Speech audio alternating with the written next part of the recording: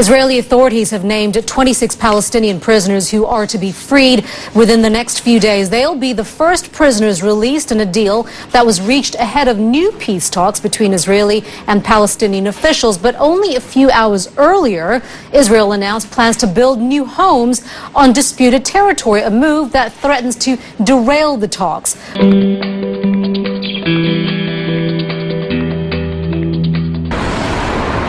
The Israeli government has approved the construction of 1,200 new Jewish settlements in East Jerusalem, a move that threatens to undermine the restart of peace talks with the Palestinians.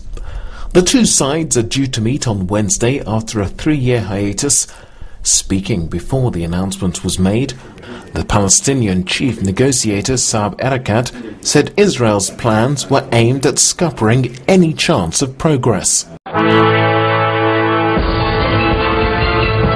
For many Palestinians, settlement expansion is the key sticking point for peace talks.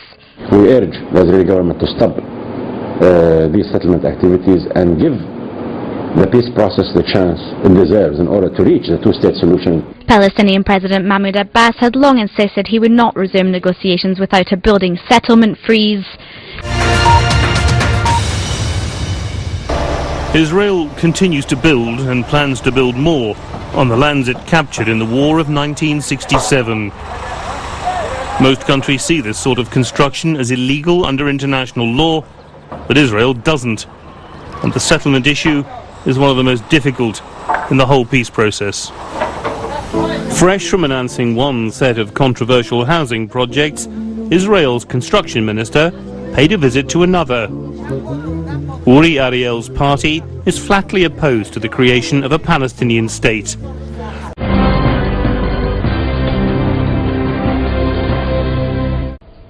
Analysts say this latest decision by Israel is designed to appease settlers and those on the political right wing who are concerned about the resumption of peace talks. The settlements in the occupied territories are considered illegal under international law. Palestinians have condemned Israeli settlement activity, saying it takes land that should belong to a future Palestinian state.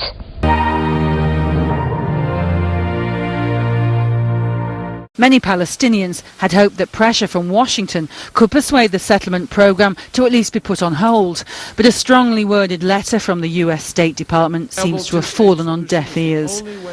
And the European Union has tried to force Israel's arm by withdrawing funding for Israeli projects inside the West Bank, Gaza or East Jerusalem. On Sunday, the German Foreign Minister met with Israel's Justice Minister Tzipi Livni, who said relations between Israel and the EU should not be linked to peace talks. Her German guest clearly didn't agree.